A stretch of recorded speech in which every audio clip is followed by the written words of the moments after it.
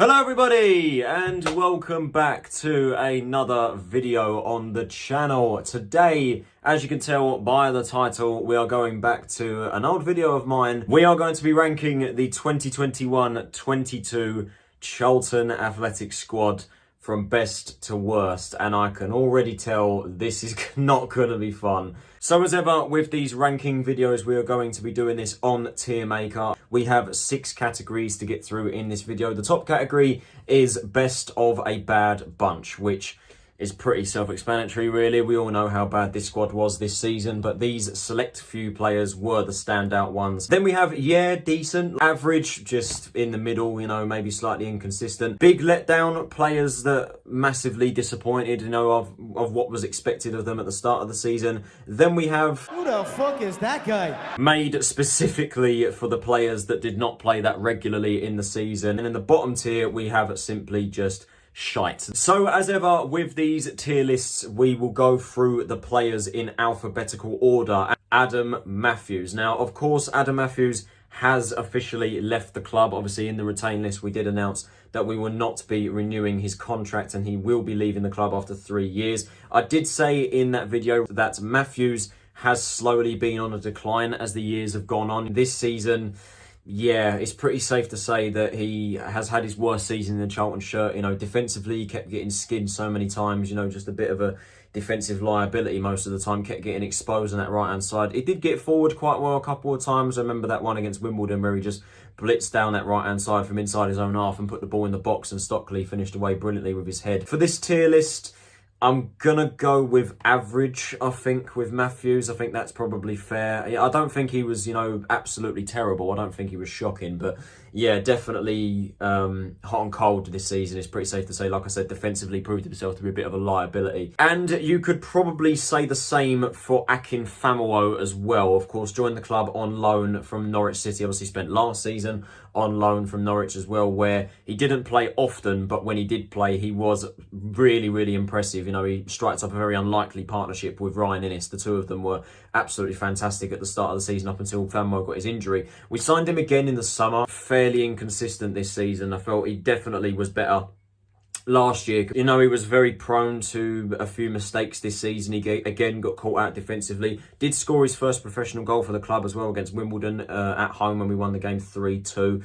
He also, I remember correctly from when Nigel Adkins was in charge, I remember he was one of the only centre-halves that just wanted to just take the ball and drive forward and try and lead us up the pitch rather than resorting to long ball, which I did quite like. Very similar to Matthews for me. I'm going to chuck him in average alongside Matthews. I do find it quite funny from the fact that, he didn't play very often last season but played brilliantly, and then this season he, I don't think, got injured at all, yet put in some pretty shaky performances. Now, this next one is definitely going to cause a stir, and it is quite a controversial player to discuss because obviously a lot of people like him, and those that do like him get quite defensive when it comes to slandering this player. It is, of course, Albie Morgan. Now, Albie was under a lot of pressure going into this season, we have to admit. Nigel Adkins giving him the number 10, saying that he's going to be, massively involved in the squad. And I think most Charlton fans were calling for that, because I don't think he deserved the number 10, to be honest with you. At the beginning of the season, he was one of our worst performing players, we do have to say. He could not take a set piece. I don't know why we carried on having him, taking corners and free kicks, because the kid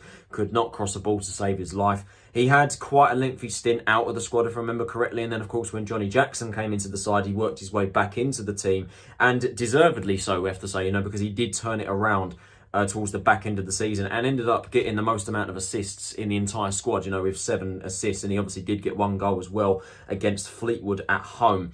While he did have a very strong end to the season, and people, they like to make comparisons between Morgan and the rest of the midfielders, saying that, oh, they're calling Morgan shit, but he's done better than such and such, you know what I mean? But look, it's going to be very harsh with this opinion, but I still think Morgan has had a very underwhelming season. I think from what was expected of him at the start of the season, yes, he got 7 assists, but we do have to say he was poor for a vast majority of this season. He really did look like a player shot of confidence. He wasn't the same player that I saw last year, with that creative energy, creative spark, was a confident player, and he just lacked that at the start of the season. But it's definitely going to divide opinion, but I think Morgan was a big letdown. I do think that, I think that he massively disappointed. One of the midfielders that people have liked to compare Morgan with throughout the season is, of course, Alex Gilbey. Now, yeah, again, this is going to be a very interesting topic, but Gilbey, again, I think has massively disappointed. Adkins came in, Gilbey got given a shot and had a very strong end to the season, we do have to say. So there was a lot of optimism with him this season. He was going to be able to chip in with goals and assists and be some high energy in the middle of that park. And again, at the start of the season, he did show that. Well, actually saying that, he contracted COVID at the start of the season, didn't he? I remember he had it quite badly. But when he came back, he looked decent. I thought he was a midfielder that was darting about the pitch. He ended up with only 2 goals and 1 assist, which is nowhere near enough for a creative midfielder. And his disciplinary record was absolutely terrible. How many yellow cards did he pick up this season for stupid reasons? Getting angry, getting frustrated and unnecessarily giving away fouls. You don't need to do that. And I think throwing the ball away for a throw and things like that and getting a yellow card for it. And of course, he got himself sent off against Lincoln for 2 of the same challenges. He had his arm around one of their players and dragged them down both times. It's just complete recklessness. I'm chucking him in with Albie Morgan. I think he has massively disappointed this season, a really big letdown. What was expected of him at the start of the season, and I think a lot of people are starting to catch on with that. And we do have to say, to be honest with you, Gilbey's entire stint at this club has been massively underwhelming. But we do now have a little bit of positivity as we come to Ben Purrington. Yeah, he's had a decent year. He's had a decent year for me, Purrington. I think he has performed quite well, and that is quite weird to say, because I've been a very harsh critic of Purrington over the last few years. But yeah, has impressed this season, I do have to say. I think a couple of times, it's been quite strange seeing him, play centre-half. But I think, to be honest with you, he's done a very good job. He's a goal-scoring fullback. He bagged 4 goals this season, I think, in the league. I think it's either 3 or 4, I don't know. But he bagged a few this season regardless, and he does love to get forward. He can put balls in the box. He's very dominant in the air, very good with his head, and yeah, I think he's had a good year this year. I hope that he does stay in. Obviously, he is a useful player to have in and around the squad. Can't really say the same for the other Ben though, Ben Watson. I don't think I can rank him fairly compared to the rest of the players, as after all, he did play only 9 games this season. I don't think he played at all under Johnny Jackson. So yeah, for me, I'm going to chuck Ben Watson in. Who the fuck is that guy? Come to another controversial one now in Charlie Kirk. Now, again, like Ben Watson, Kirk did not play that often this season. And obviously, we know the various circumstances surrounding Kirk's poor season. While he hasn't played this many games this season, I'm going to throw him in big letdown. And there is a reason for this. Now, the reason is he cost us £500,000. He cost us £500,000, triggering the release clause from Crewe. We all thought we've got a spectacular winger on our hands this season. He's going to have a great year. And it just didn't work. It just did not work whatsoever. Obviously, I know he's had things go against him. The unfortunate passing of his dad just before he joined the club. And obviously coming into the system that we were playing under Nigel Adkins, obviously the 4-3-3, he obviously was being played on the left side of that front three, which obviously is his preferred position. He did show glimpses of his quality, but nothing to say that, yeah, we've got our money's worth here for £500,000. And ultimately, I think he only played 9 games, the same amount of games as Ben Watson. I think a couple of them come off the bench. And he only got 1 assist. He got 1 assist all season for us against Fleetwood Town, setting up Jonathan Leko's goal. Then, obviously, rather bizarrely, he was loaned out to Blackpool, where he got a few games there under Neil Critchley and got 3 assists. So it is clear that there is a player there. It is very, very clear that there is a player there in Charlie Kirk. But this season, it just did not work out. And that is why I'm throwing him in big letdown. Could throw him in who the fuck is that guy, because realistically, he did not play that many games this season. But the fact that he cost us £500,000 and it led to that, the season that he's just had, it's a big letdown for me. I do hope that he does come back to this football club and he has a good season this year. We play to his strengths with whoever manager that comes in. But to be honest with you, I think it is very likely that Blackpool will sign him permanently. I mean, Critchley has come out and said that he is interested in bringing him back. If we sell him for under the price that we paid for him, I believe that the fee that we agreed was £500,000. Obviously, Blackpool are going to want to try and get that lowered. That's what I'd assume anyway. But if Blackpool do that and we decide to sell him for less than what we paid, it's a complete failure. Going to fly through this next one as quickly as physically possible. Chris Gunter, he's going straight in shite, honestly. Again, like Ben Watson, hasn't played that often this season. But yeah, when he has played, he's just been absolutely terrible, honestly. And again, I'm so happy to see him go, because he could quite possibly be one of the worst fullbacks I've ever seen play for this club. Last season, shambles. This season, to be fair, I thought we started okay for the first few games, but obviously we were playing him at left back, and yeah, those times were just, they were not fun. Next up, we come to Chuks Aneke. Obviously, he did make his return to the club. We knew exactly what we were going to get from Chuks, and obviously a very, very impactful player off the bench, dominant in the air. Defenders absolutely hate playing against him, and a lot of people were, scolding this transfer when we made that decision. People were not impressed whatsoever by the fact that we decided to bring him back. Personally, he's a good option to have at League One level. A lot of people complain for the fact, he's never fit. He makes an impact, and that is proved by this season. How many times did he come off the bench this season and make an impact? I remember he come off the bench against, I think, Bolton, and he scored. I think he come off the bench against Cheltenham and he scored. Against Lincoln, I think. Was it Lincoln? Or was it? No, Morecambe, sorry. Morecambe, he come off the bench and scored. And then also Shrewsbury. He's come off the bench and he has scored goals so many times in his Charlton career. Even last season when he was our top goal scorer in over 15 goals. We know exactly what we're getting with Chuks. And this season, he put in some really good performances, especially off the bench. Now, it's a toss-up between average and, decent. Because obviously he hasn't played that often this season.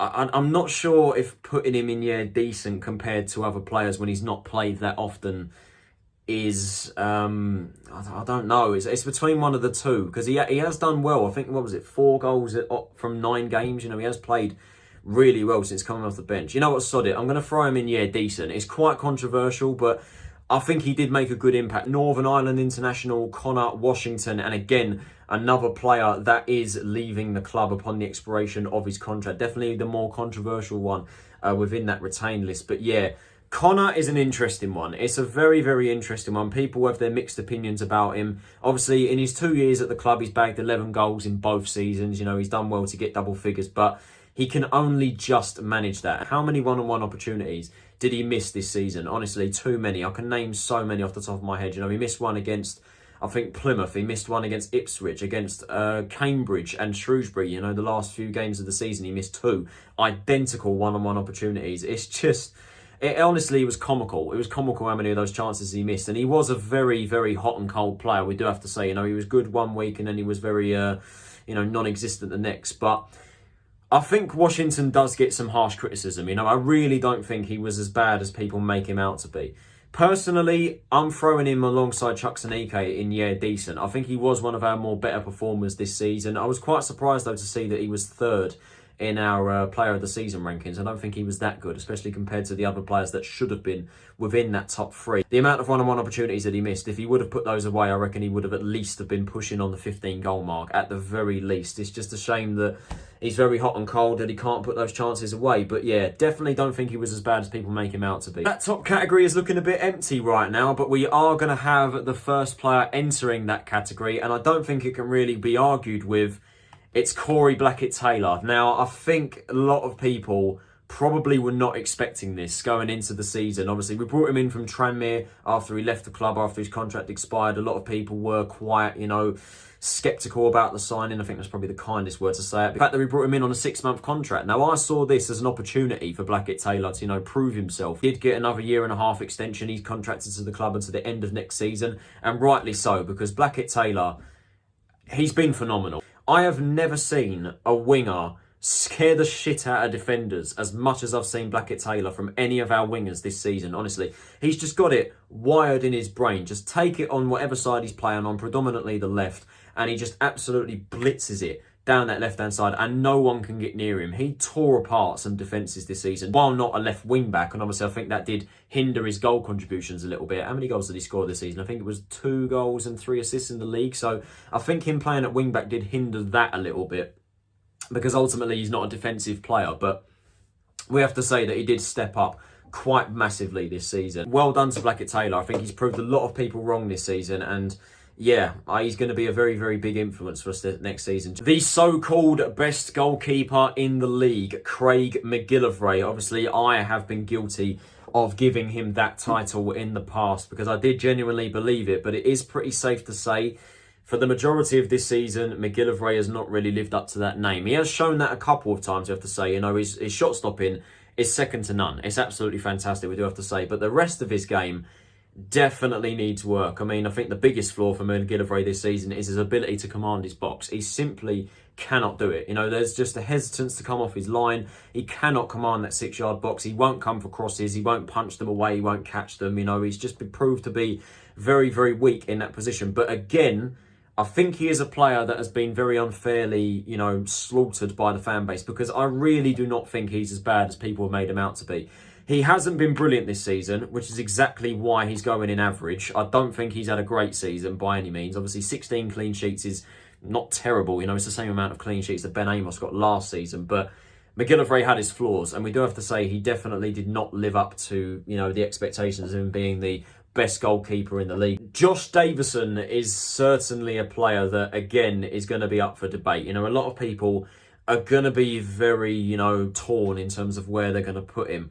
Personally, potentially a bit of fence sitting, but I'm going to chuck him in average. Now, my reasoning for it is, look, again, you cannot knock his work ethic. I've said it so many times. You cannot knock Davidson's work ethic. And you have to say, under Nigel Adkins, he took his chance. Bagged the goal against Bolton. He scored against... who else did he score against? He scored against someone else in the league. He got 2 goals in the league. I can't remember who he scored against. Portsmouth, that's it. There you go, Portsmouth, when Blackett-Taylor set him up. When he was involved in the squad and he was coming off the bench and when he started a few games, he did step up and he did grab some goals. But I think under Johnny Jackson, when he was playing, I think like November, December time, he did fade away and he looked like a striker that could not find the back of the net and certainly did not look like a League One striker. He went to Swindon, obviously, for the second half of the season and by the sounds of it, had a fairly good year. Obviously, unfortunately, missed the penalty that would have sent Swindon to Wembley and subsequently lost to Port Vale in the semi-finals. But I still think it was a fairly successful loan spell for Davidson, to be honest with you. And obviously, we have decided to renew his contract for this season. Whether we've given him a contract to loan him out again or sell him, or we do genuinely want to keep him involved in the squad next season, I have no idea. But yeah, I think this season with Davidson, I think his work ethic was fantastic and he did obviously step up under Nigel Adkins, but he did fade away quite a bit. I don't think he was a big letdown. I don't think he was shit. I just think it was average, to be honest with you. I think the same can also be said, quite frankly, for Dialane Jaisimi. And again, that could be quite controversial, but he might just be one of the most bang average wingers I've ever seen. And I really don't get what people see in him sometimes, because I know a lot of people do rate him and some people, they do still think there's a player there. And I know he has played out of position, we're playing him at right wing back but I've just not been inspired by what I've seen. Even under Lee Bowen last season when he was played out wide, he just didn't look like a player that was, that could do anything. He's got the trickery, and I do to a certain extent think there's a player there. He does he's got the feet clearly, but there's just a reluctance to take defenders on. I was speaking to a Swindon fan the other day when I was, bigging up Harry McCurdy as a potential target for us next season. I was speaking to a Swindon fan and he said that, yeah, Jaisimi, he was really good for us. He was very direct. He loved to take defenders on. He scared the living daylights out of them. For Charlton, it's been the exact opposite. There just seems to be a hesitance to take on players. He doesn't want to cross the ball in the box, and when he does, it's absolutely shocking. And ultimately, 2 goals and, 2 assists or maybe even 1, it's not enough. Probably one of the biggest letdowns of this entire season. He's got a fantastic song, but he really disappointed this season, and that is Elliot Lee. Honestly, I can't believe how much he faded away in the second half of the season. Not even the second half of the season, it was like November, December time where he just completely lost it and nosedive. He was absolutely superb when he started this season. When we signed him from Luton, I thought he was going to be the difference for us this season. I thought he was going to be that creative number 10 that we needed, and he was fantastic. He got 2 goals and 4 assists in the first few months. Obviously, the goal he scored against Crawley in the Papa John's Trophy was, again, while it was against League Two opposition, it was a stunning goal. It was proof of how good I thought he was going to be this season, and he just massively dipped off when Jackson got the job. He just seemed a bit lazy, just a bit non-existent at times. Couldn't pass a ball. Just was non-existent. He did get 1 goal beyond that against Wigan, but yeah, massively faded away, and he goes in big letdown for me. And there's even been some people that have suggested that we should sign him again permanently. I would not have him back whatsoever.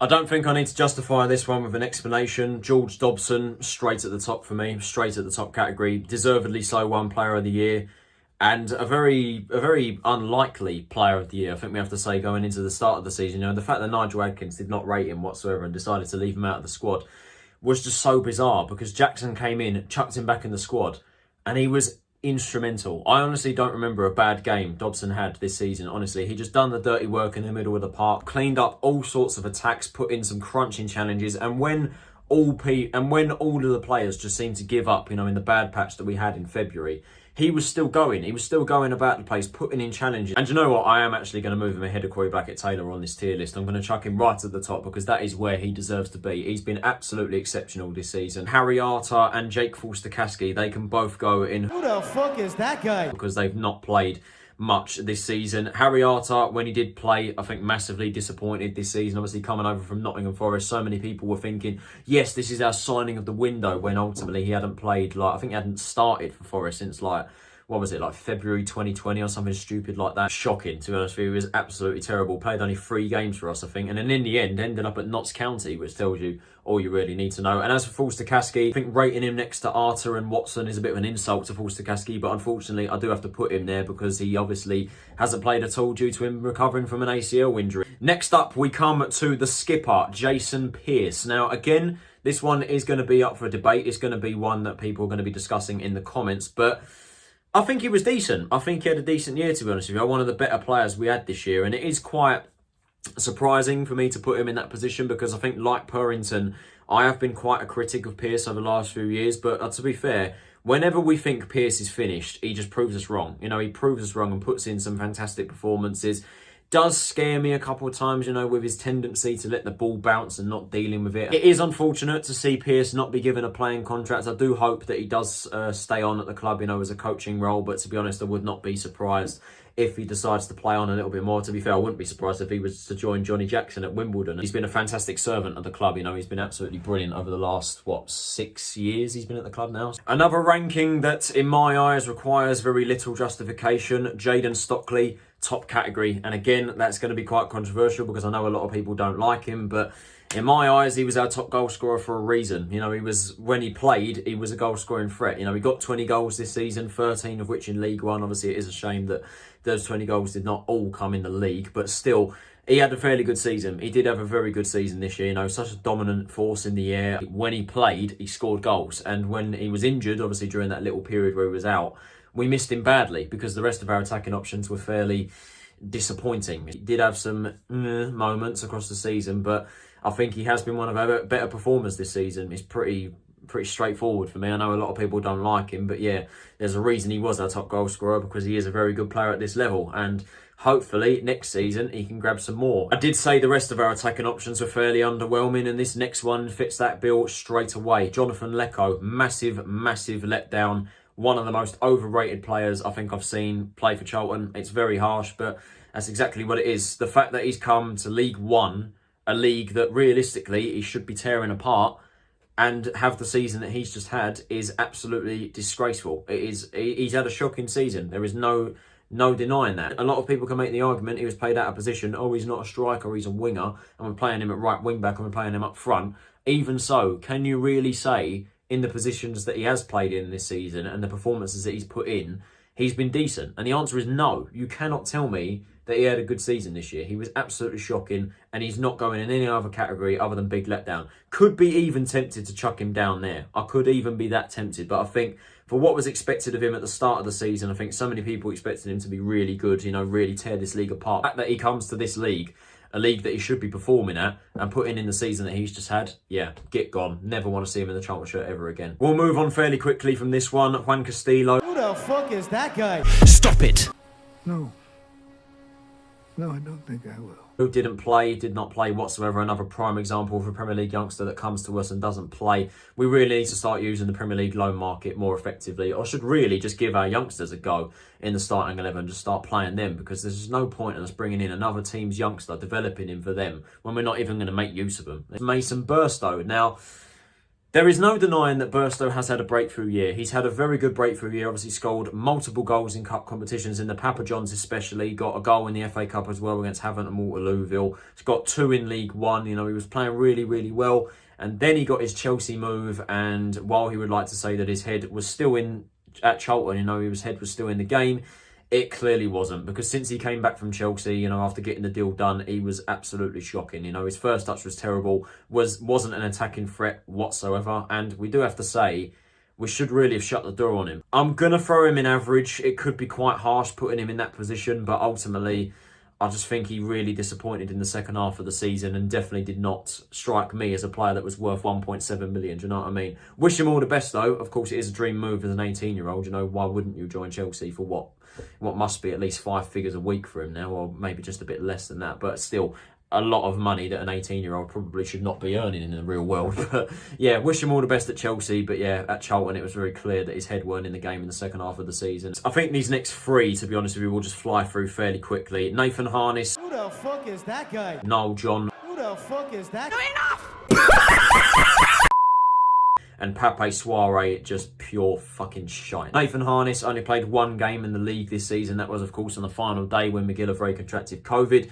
Wasn't the greatest introduction to league football, obviously conceding 4 goals. I don't blame him for that, to be honest with you, because he was chucked straight into the deep end. We trusted him to play over Stephen Henderson, which is a lot about his season. Noel John, another example of a Premier League youngster that comes to the club, but the biggest of examples because he actually did not play at all. Did not play a single minute for the club and was actually back at Tottenham before the Shrewsbury game. And as for Pape Soiree, I don't think I need to justify that whatsoever. The worst player we've had this season, one of the worst fullbacks I have ever seen. It's just the fact that we left it so late in the transfer window, did not sign a left back in the normal transfer window, went to the free agent market, fucking panicked and went, yeah, okay, we'll give him a go. Rather than not, bringing up our youngsters. I'd rather us played, I don't know, Lucas Ness or Sam Ugatano. I'd rather have us played him. Absolutely shocking player. Let's just move on. And it doesn't even get any better with the next one. Ryan Innis.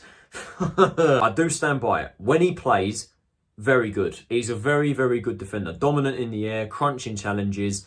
It's just he never is. He's another example of a defender that we have, and not just a defender, just a player that we have, that is just constantly injured. And I don't know why we've given him a new contract on that basis, especially with some of the performances he was putting in the second half of this season. The Wimbledon red card is just a prime example of it. It's just foolishness. A player that looks like he doesn't want to be here anymore, where his head is not in the right place and he just does not want to be here. The fact that we've given him a contract for the next 12 months, he has got to stay fit and deliver. And like I said, when he plays, I think for the most part, he's a very, very good dominant defender. I'm going to throw him in average. I'm going to chuck him in the middle of the tier. And again, that could be seen as like, fence sitting, you're rating these players too highly. But look, again, I've said it a couple of times. I'm going to say it again. When he plays, he is decent. He's just never fit. So he has to stay fit this season. Now, we're going to come to, in my opinion, our best defender this season, or our natural defender this season.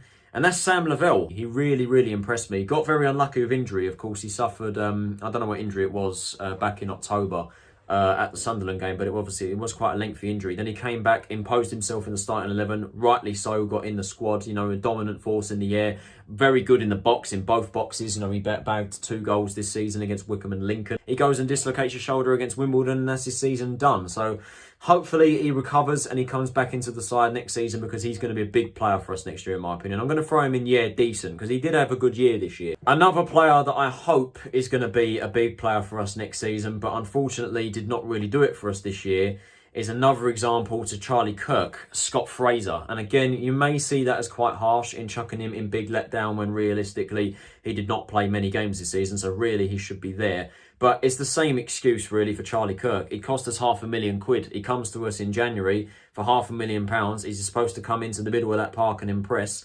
And unfortunately, while again he contracted COVID, yes, he's got an asthma problem, and then he gets a slight knock and that's his season over. He did disappoint, we have to say. I was quite disappointed by what I saw from him. But realistically, like Charlie Kirk, he is a long-term signing. So hopefully Fraser comes good next season, because he should be a big player for us in the middle of the park. I do rate him highly. I was very impressed when we did sign him. But yeah, bitterly disappointed by what I saw from him at the start of this season, at the start of his Charlton career. He's had a disappointing season, let's be honest. At Ipswich, they were playing him on the left wing, weren't they? And he did have quite a torrid time over there. So he's got to put this season firmly behind him. The 4th and final player entering the top category. And again, it shouldn't really come as much as a surprise.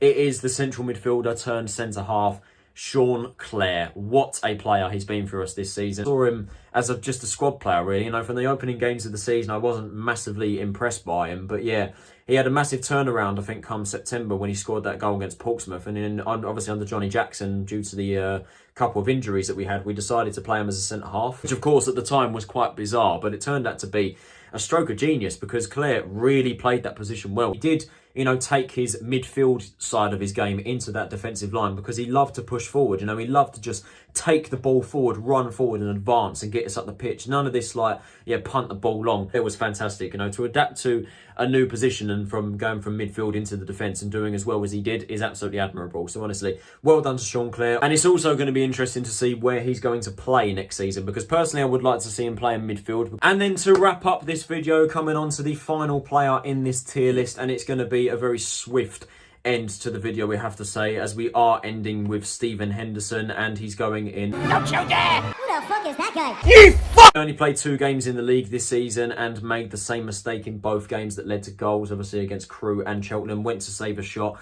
The shots did have a little bit of bobble on them, to be fair to him, but he does make the save, parries it straight to a striker and bang in the back of the net both times. So you could definitely see that Henderson wasn't the same player as he was, a few years ago. I do like Henderson, don't get me wrong. His first stint at the club was fantastic. It's just this season he was getting on a little bit now. He was signed, I think, after the transfer window, and yeah, ultimately he wasn't the competition that McAllister needed. So there you have it, guys. There is my tier list. There are my rankings of the Charlton Athletic 2021-22 squad.